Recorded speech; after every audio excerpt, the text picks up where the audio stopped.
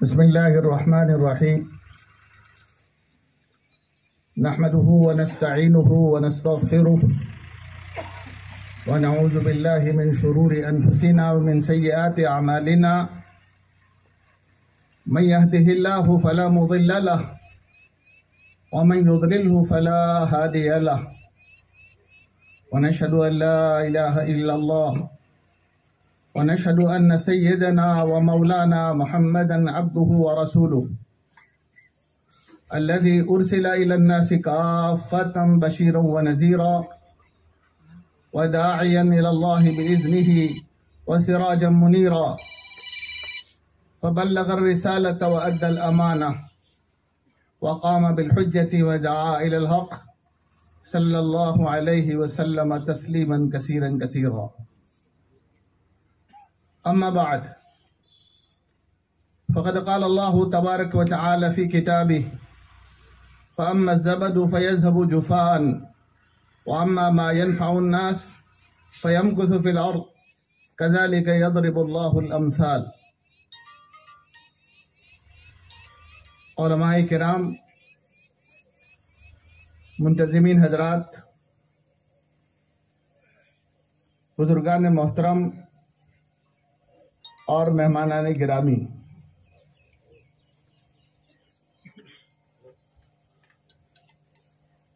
آج عام طور پر ہمارا جمع ہونا یا تو براہ راست دینی کسی مقصد کے اعتبار سے کسی مدرسے کے جلسے میں، کسی تبلیغی اجتماع میں یا اور کوئی اجتماعی سماجی پروگرام کے اعتبار سے ہوتا ہے، لیکن آج کے ہمارے جمع ہونے کی نوعیت کچھ الگ ہے، اور یہ الگ نوعیت کا ہونا یہ اس بات کی دلیل ہے کہ سماج بھی اب اس بات کو اچھی طرح سمجھ چکا ہے کہ زمانے نے کروٹ لی ہے، زمانے کے تیور کچھ بدلے ہوئے ہیں، ان تیوروں کو ہم سب کو سمجھنے کی ضرورت ہے، اور قوم میں بھی یہ تڑپ پیدا ہوئی ہے کہ ہم بھی سمجھیں کہ کیا تیور ہیں اور کیا بدلے ہوئے ہیں، اور ایسے حالات میں ہم کیا کردار نبھا سکتے ہیں یا کیا کردار ادا کر سکتے ہیں.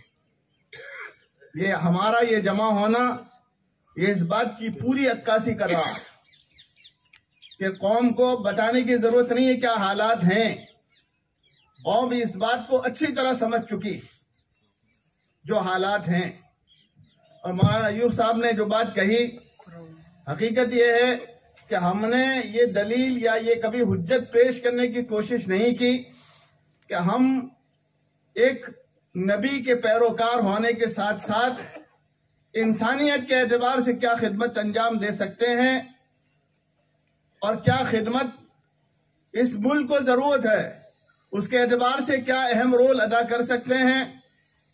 اس کے ادا کرنے میں ہمارے بزرگوں نے تو بھرپور ادا کیا. انہوں نے اس ملک کے کردار کو، اس ملک کی آبرو و عزت کو بچانے کے لیے اپنے تن من دھن کی بازی لگائی تھی. لیکن اس کے بعد کا ایک دور ایسا آیا کہ جس میں ہم نے اپنی چار دیواری میں اپنے آپ کو محفوظ کر لیا، بلکہ محصور کر لیا، اور چار دیواری سے باہر جانے کو یا تو وہ شجرہ ممنوعہ سمجھا، وہاں ہم نے اپنا قدم نہیں بڑھایا. جبکہ ہمارے اکابر مولانا رشید احمد صاحب گنگوہی، مولانا قاسم صاحب نانوتوی، حسین احمد مدنی، شیخ الہند محمود الحسن دیوبندی اور دیگر اس وقت کے جتنے اکابرین تھے، ان کی دور اندیشی دیکھیے کہ ایک طرف وہ مسند درس پر جلوہ افروز ہیں، بخاری کا درس دے رہے ہیں، اور دوسری طرف میدان کارزار میں سرگرم عمل ہے.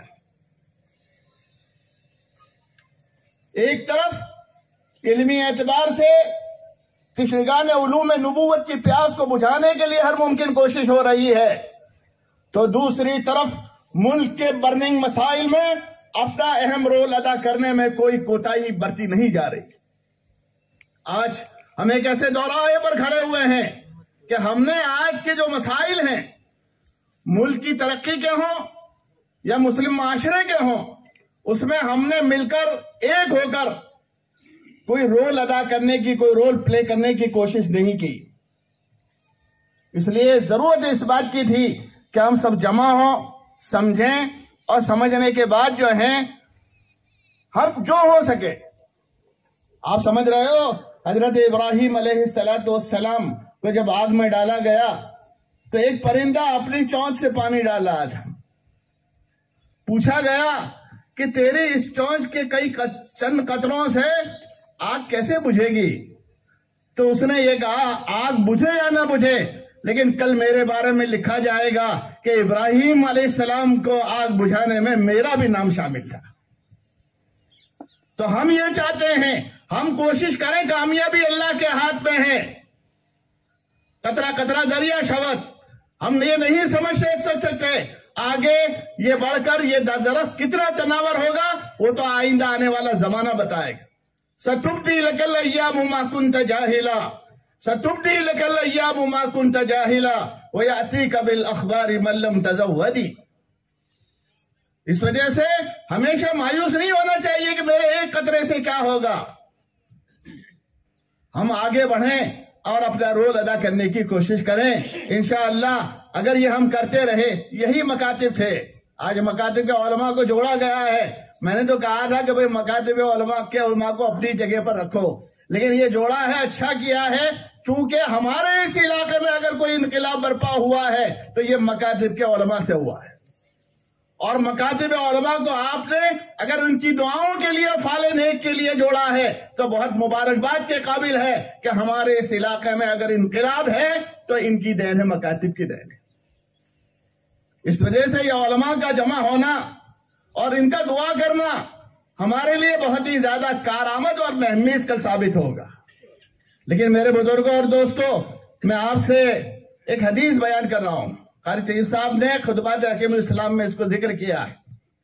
لکھتے ہیں کہ ایک وقت ایسا آئے کہ کیف بکم اذا فسق فتیانکم وطغت نساؤکم، کہ اس وقت تمہارا کیا حال ہوگا جب تمہارے نوجوان بے قابو ہو جائیں گے۔ کیف بکم اذا طغت فتیانکم، فرمایا تمہارے نوجوان بے قابو ہو جائیں گے اور تمہاری عورتیں سرکش ہو جائیں گی۔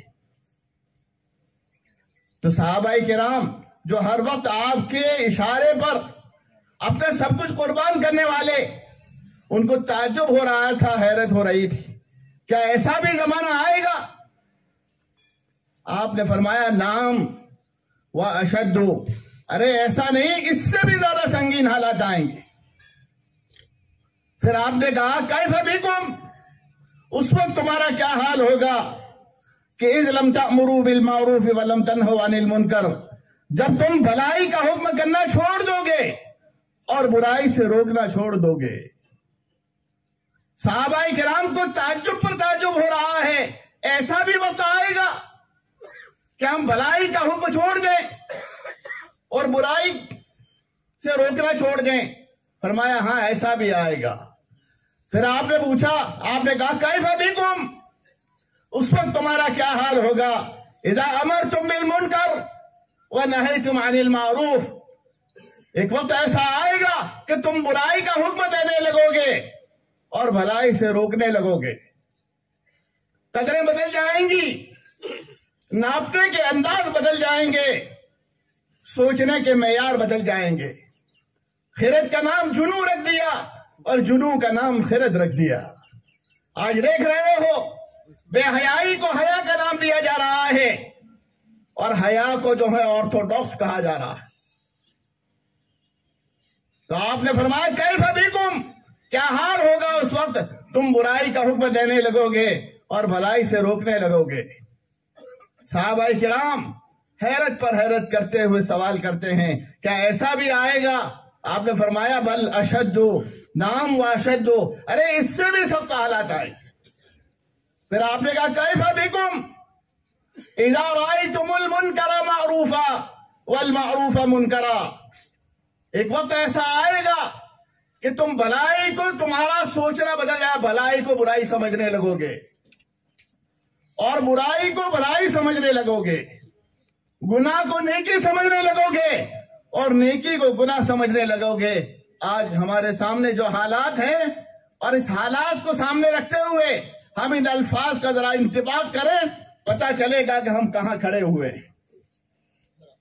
پتہ چلے گا کہ ہم کہاں کھڑے ہوئے۔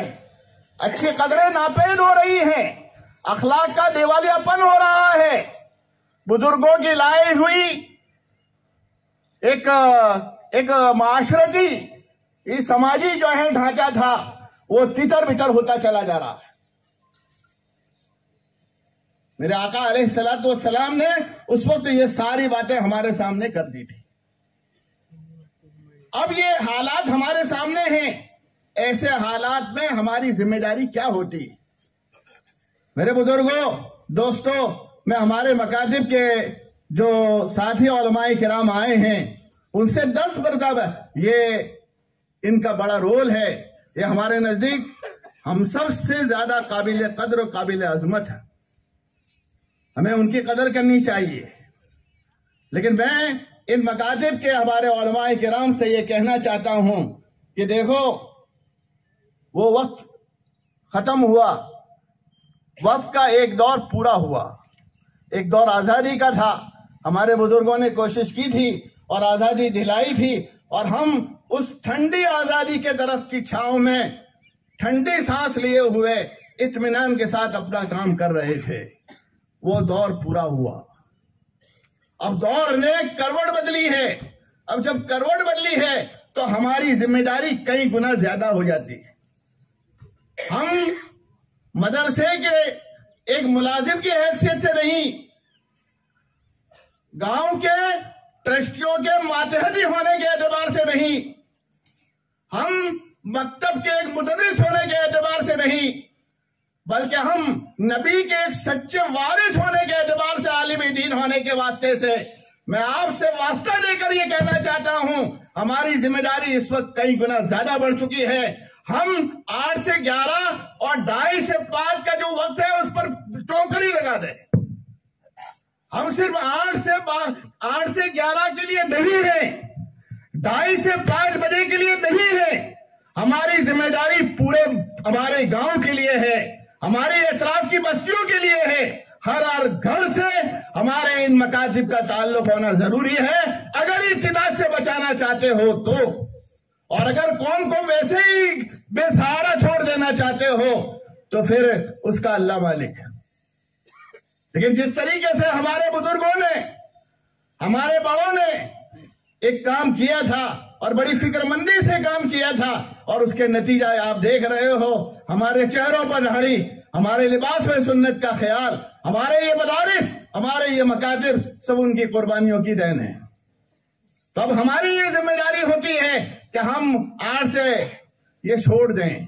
ہم سمجھ رہے ہیں کہ آپ کی تنخواہیں ناکافی ہیں، ہمیں اس بات کا احساس ہے، ہم اس دنیا میں زندگی گزار رہے ہیں، ہمیں اس بات کا احساس ہے کہ گھریلو چلانے کے لیے کیا کن اسباب کی ضرورت ہوتی ہے۔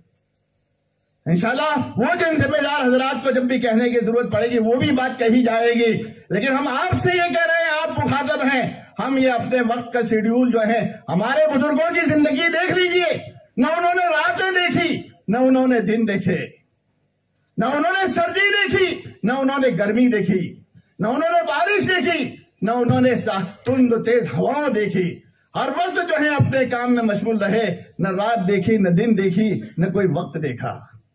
میرے بھائیوں، میں بھی آپ ہی کی برادری کا آدمی ہوں، یہی جو ہے ذمہ دار، ہمارا بھی یہی کام ہے، پڑھنے پڑھانا، اور آپ ہی کی اس برادری سے میرا تعلق ہے۔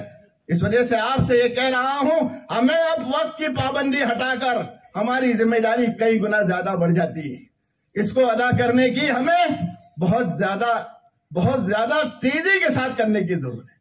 اس لیے جو انقلاب آ رہا ہے، پہلے جو آتا تھا، جو سواریاں عام طور پر جو وسائل ہوتے تھے اس کے اعتبار سے آتا تھا، گاڑوں سے آتا تھا، بسوں سے آتا تھا، اب تو ڈیجیٹل زمانہ ہو گیا ہے، تو فساد بھی ڈیجیٹل طریقے سے آ رہا ہے، تیزی سے آ رہا ہے۔ اس تیزی سے آنے والے فساد کے لیے ہمیں اور آپ کو پورے طور پر اس کی تیاری کرنی پڑے گی۔ دوسری بات یہ ہے کہ میرے بزرگوں اور دوستوں، یہ جو ہمارے یہاں کام ہو رہا ہے، ہسپتال کا کام ہو رہا ہے، کون مخالفت کرے گا؟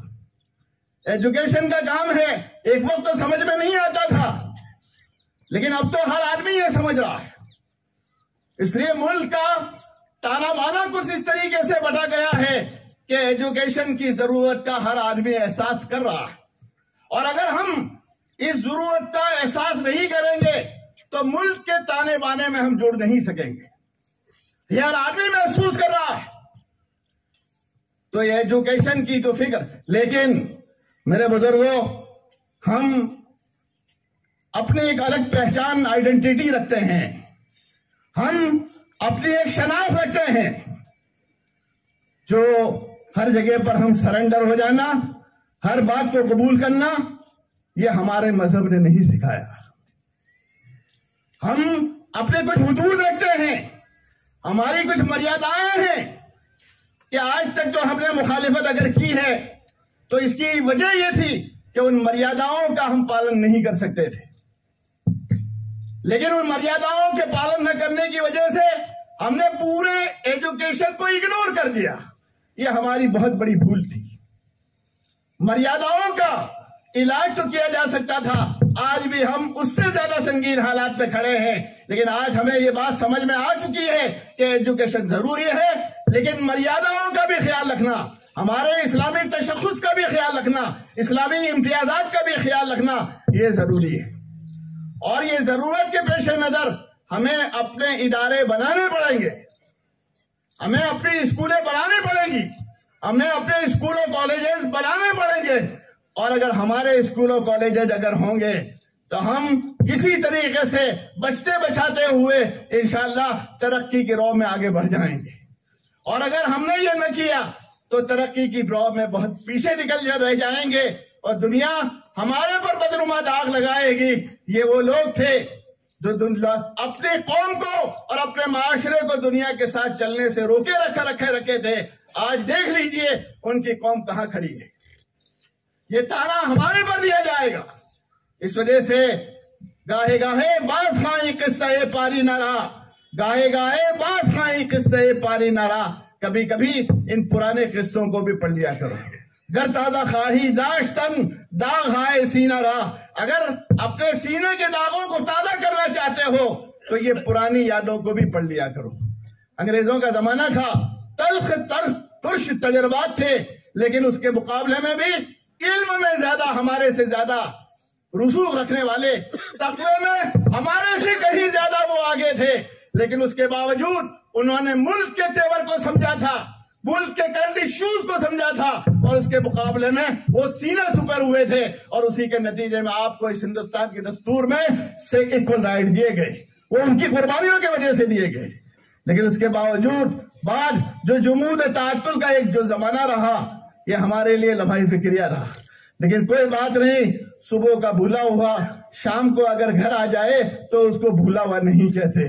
آج بھی اگر ہم جاگے ہیں تو بہت فال نیک ہے، اور ہمیں بہت کچھ کرنے کے کام، یہ تو آغاز ہے، ہمیں بہت کچھ کام کرنے ہیں۔ اگر ملی اجتماع ہوا، ملی طور پر اگر ہم جڑے تو ہم بہت کچھ کام کر سکتے ہیں۔ اور یہ خدمت کا کام، جیسا کہ مولانا نے بتایا کہ ہم نے سب سے فائدہ اٹھایا، پالنپور میں مہاجن سے اٹھایا، فیمیل ہاسپٹل سے اٹھایا، یہاں پٹن میں جنتا ہاسپٹل، دیگر جو ہسپتالوں سے فائدہ اٹھایا، لیکن ہم نے کیا دیا قوم کو؟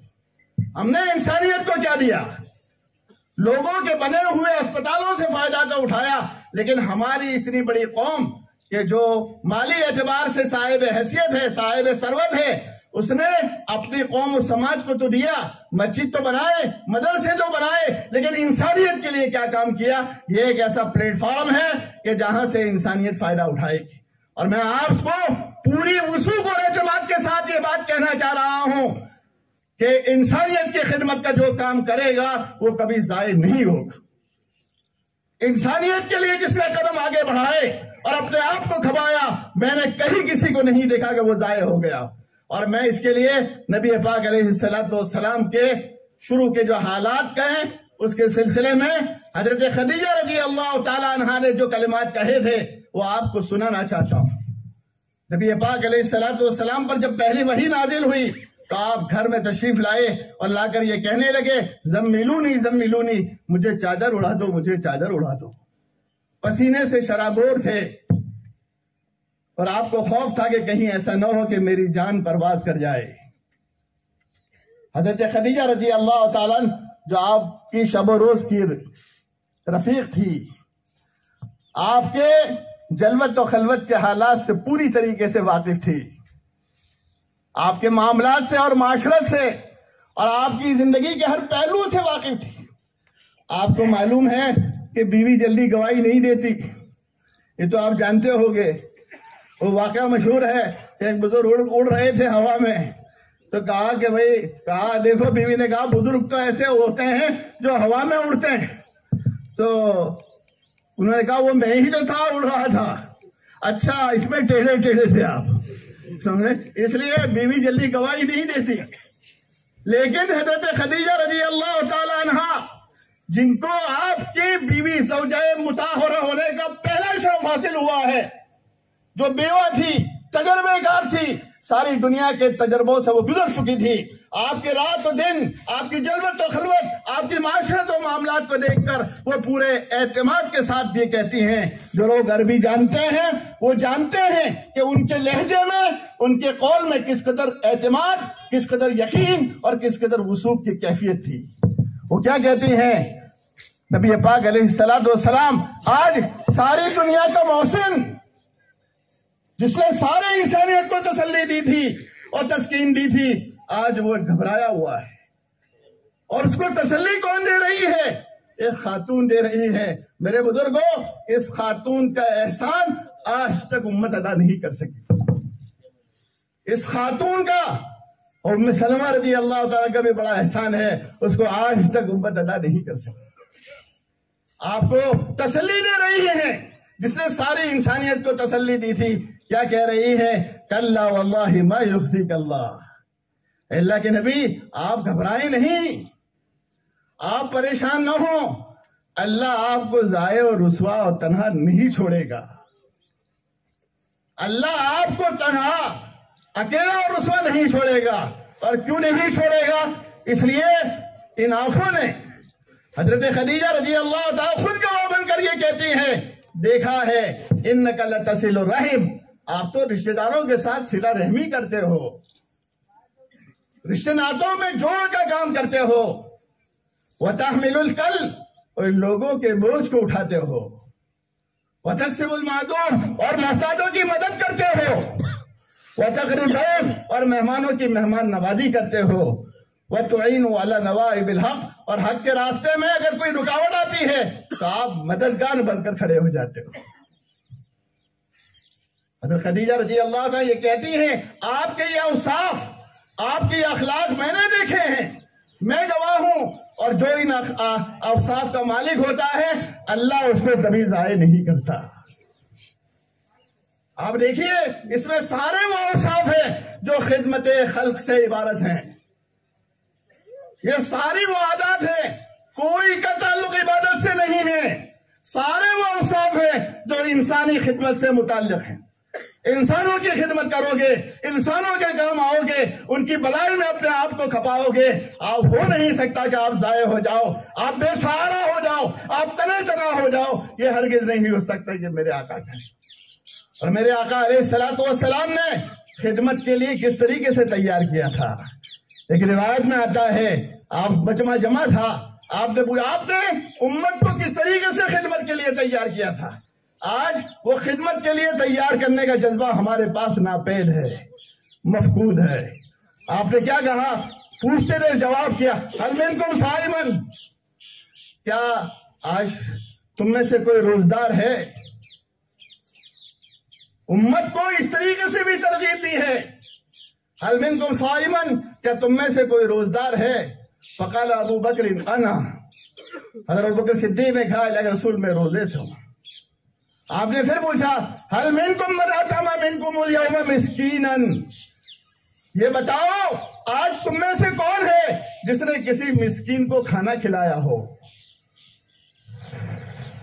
آپ پوچھ رہے ہیں حل اطعم منکم اليوم مسکینا، تم میں سے کون ہے جس نے کسی مسکین کو کھانا کھلایا ہو؟ فقال ابو بکر انا، حضرت ابوبکر صدیق نے کہا میں نے کھانا بھی کھلایا ہے۔ پھر آپ نے پوچھا حل عاد منکم اليوم مریضا، ارے تم میں کوئی ہے جس نے کسی بیمار کی بیمار پرسی کی ہو؟ فقال ابو بکر انا، حضرت ابوبکر صدیق رضی اللہ تعالیٰ نے کہا بیمار کی بیمار پرسی بھی میں نے کی ہے۔ ایک روایت میں یہ بھی الفاظ آتے ہیں حل منکم من تبع جنازۃ، کیا تم میں سے کوئی ہے جو کسی کے جنازے میں شریک ہوا ہو؟ فقال ابو بکر انا، ابو بکر صدیق رضی اللہ تعالیٰ نے کیا کہا؟ اے اللہ کے رسول میں جنازے میں بھی شریک ہوں۔ آپ نے پھر جو جملے الفاظ فرمائے مجتمعت هذه الخصال فی رجل قط الا دخل الجنہ، یہ اوصاف اگر کسی آدمی میں جمع ہو جاتے ہیں تو وہ جنت میں داخلے کا حقدار و مستحق بن جاتا ہے۔ بزرگوں، یہ خدمت کے کاموں کو حقیر مت سمجھو۔ آپ نے دیکھا نہیں ایک کتے کو، ایک پیاسے کتے کو پانی پلانے پر اللہ تعالیٰ نے زانیہ کی مغفرت کر دی، اور ایک بلی کو بھوکے مارنے پر ایک نیک عورت کی پکڑ کر لی۔ انسانوں جانوروں تک کے ساتھ سلوک کو ان اللہ کتب علی کل شیء احسان، اللہ تعالیٰ نے ہر چیز پر اس بات کو ضروری قرار دیا ہے ہر کام کرو تو اچھے طریقے سے، عمدہ طریقے سے کرو۔ اس لیے میرے بزرگوں اور دوستوں، یہ خدمت کا بہت بڑا بحر ہے۔ آج ضرورت ہے کہ ہمارا ایک اسپتال ہو، ہماری اسکولیں ہوں۔ آج دیکھ رہے ہو حجاب کے سلسلے میں کیا مسائل ہیں، راجستھان میں بھی کل پروٹیکٹ ہوا، ہر جگہ پر یہ مسائل آ رہے ہیں، اور بار بار یہ مسائل آپ کے سامنے آئیں گے، آپ کو ان کے حساب سے لوہا لینا پڑے گا۔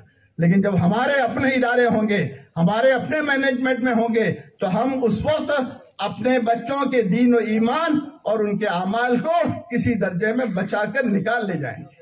اور اگر ہم نے یہ کام نہیں کیا، سارے کام کیے، میرے بھائیوں یہ تو اب فرض کفایہ تو ٹھیک ہے، فرض عین ہے۔ اس لیے کہ آپ کے بچے اور آپ کی بچیاں اگر آپ کی اسکول میں نہیں جائیں گی، غیروں کے اسکول میں جائیں گی، آپ بتائیے، واقعات گواہ ہیں کہ ان کے ایمان کے لالے پڑے ہوئے ہیں۔ جب غیر کی اسکولوں میں جاتے ہیں، پورا ایٹموسفیئر جو ہوتا ہے وہ کس طریقے کا ہوتا ہے آپ جانتے ہو۔ ایسے وقت میں اعمال تو درکنار، ایمان کے لالے پڑے ہوئے ہیں۔ ایک مشرک کے ساتھ آپ کی بچی چلی جاتی ہے، کہاں گیا ایمان کا؟ تو مسئلہ اعمال کا نہیں ہے، مسئلہ تو ایمان بچانے کا ہے۔ اور دوسری بات یہ ہے کہ یہ جو کریز ہے، تعلیم کا جو رجحان ہے، اس کو کوئی یہ سمجھے کہ کم ہو جائے گا تو یہ غلط فہمی کا شکار ہے۔ اس کو یہ بڑھنے والا ہے، یہ تعلیم کا بڑھنے والا ہے، اور جب بڑھے گا تو ہماری یہ ذمہ داری ہوتی ہے کہ ہمارے بچے تعلیم بھی حاصل کریں، ترقی کی راہ میں آگے بھی ہوں، اور اس کے ساتھ ساتھ وہ اپنے کردار کو بھی نبھائیں، اپنے ایک اچھے معاشرے کے ایک اچھے فرد بن جائیں، معاشرے کے اچھے فرد بن جائیں۔ معاشرے کو کن چیز کی ضرورت نہیں ہے؟ اچھے پروفیسر کی ضرورت ہے، اچھے وکلا کی ضرورت ہے، اچھے ٹیچر کی ضرورت ہے۔ آج میں ان ذمہ داروں سے کہوں گا کہ آپ اس میدان میں آپ نے قدم رکھا ہے، آپ نے جب قدم رکھا ہے تو آپ جب اس میدان میں آگے بڑھو گے، جب ٹیچروں کے لینے کے لیے بڑھو گے، جب اسٹاف کے ریکروٹمنٹ کے لیے جب آگے بڑھو گے، تو آپ کو جگہ جگہ پر یہ بات ستائے گی، ہمیں وہ ٹیچر کہاں سے لانا جو ہماری ذہنیت کی عکاسی کرتا ہو، ہمیں وہ پروفیسر کہاں سے لانے جو ہماری ذہنیت کی ترجمانی کرتے ہو۔ جگہ جگہ پر یہ رکاوٹیں آئیں گی، اور اس کے مجرم آپ اور ہم سب کے سب ہیں۔ ہم نے بیج بویا ہی نہیں تھا کہ آج پھل کھانے کے لیے ہم تیار ہوئے ہیں، لیکن خیر کوئی بات نہیں ہے، آج بھی الحمدللہ یہ کام ہو رہا ہے ہماری طرف سے، اس کام میں جو ہے رکاوٹ نہ ہو، ہماری طرف سے اس کام میں مدد ہو، یہ کام آگے بڑھے اور کام بڑھ کر ایک اچھا سائیدار گھنے دار بٹ پروش بنے کہ جس کی چھاؤں میں ہماری قوم بھی اس سائے سے فائدہ حاصل کرے اور انسانیت کو بھی بڑا فائدہ پہنچے۔ اس کے لیے جو یہ قدم اٹھایا گیا ہے، میں ان ذمہ دار حضرات کو پورے یقین کے ساتھ یہ کہہ رہا ہوں، آپ کے اس کام کا کوئی مخالف نہیں ہے، آپ کے اس کام کا کوئی مخالف نہیں ہے. ہر آدمی دل سے یہ دعا کر رہا ہے. کام کرنے کے طریقے میں اختلاف ہو سکتا ہے, وہ تو مجھے آپ سے بھی ہو سکتا ہے اور آپ کو مجھ سے بھی ہو سکتا ہے, اس میں اختلاف کی گنجائش ہے. لیکن آپ جو کام کر رہے ہو, ہیلتھ کا, ایجوکیشن کا کام کر رہے ہو, سماج کی جس فکر کو لے کر آپ چل رہے ہو اور سماج کے جس تانے بانے کو بکھرنے سے بچانے کے لیے جو کوشش کر رہے ہو, میں آپ کو مبارکباد دیتا ہوں. ابھی ہم نے سارا بات معلوم کی, لڑکیوں کے لیے ایسا انتظام کیا گیا, لڑکوں کے لیے یہ انتظام کیا جائے گا, ان کی پوری پوری پوری حفاظت کی جائے گی. اب یہ بتاؤ, یہ سارے حفاظتی اقدامات آپ کہاں ملیں گے؟ آپ کو مسئلہ اسکول قائم کرنے کا نہیں ہے, مسئلہ اسپتال قائم کرنے کا نہیں ہے. مسئلہ اسپتال قائم کرنے کے ساتھ ساتھ ہمارے دینی تشخصات کی حفاظت, ہمارے دینی شعائر کی حفاظت, ہمارے امتیازات کی حفاظت. ہم ایک مسلم قوم ہیں, محمد عربی کے ماننے والے ہیں, قرآن کے حامل ہیں, ہماری ایک الگ پہچان ہے, ہم توحید کے علمبردار ہیں. توحید ہمارا خاصہ ہے, اس کے ساتھ ہم کسی طرح کی مصالحت نہیں کر سکتے. یہ ساری چیزوں کو سامنے رکھتے ہوئے آج آپ دیکھ رہے ہو کیسے کیسے نعرے بلائے جا رہے ہیں جو آپ کے بنیادی عقیدے سے ٹکرا رہے ہیں. ایسے وقت میں یہ ہماری اگر اسکولیں ہوں گی تو ہم ان کے عقیدے کی, ایمان کی, اعمال کی, ان کی تہذیبی قدروں کی پوری پوری حفاظت کریں گے. اس وجہ سے میں ہمارے ذمہ دار حضرات کو پورا اطمینان دلانا چاہتا ہوں کہ آپ اپنے کام میں مخلصانہ طریقے پر, سچائی کے ساتھ, ایمانداری کے ساتھ, بے لوث اخلاص سے اگر کام کرو گے تو انشاءاللہ آپ کے راستے کی رکاوٹیں انشاءاللہ دور ہوں گی اور اخلاص پر دی ہوئی قربانیاں کبھی ضائع نہیں ہوتی. اللہ میرے کہنے اور سننے کو, ہمارے یہ مکاتب کے علماء کرام کو اور دیگر گاؤں سے جو ذمہ دار حضرات بڑی فکروں کے ساتھ آئے ہیں, ان کی فکروں کو اللہ تعالیٰ قبول فرمائے. جو باتیں کہی گئی ہیں اس پر مجھے اور آپ سب کو اگر واقعی ہمارے لیے مفید ہیں تو عمل کرنے کی توفیق عطا فرمائے. وآخر دعوانا الحمدللہ رب العالمین.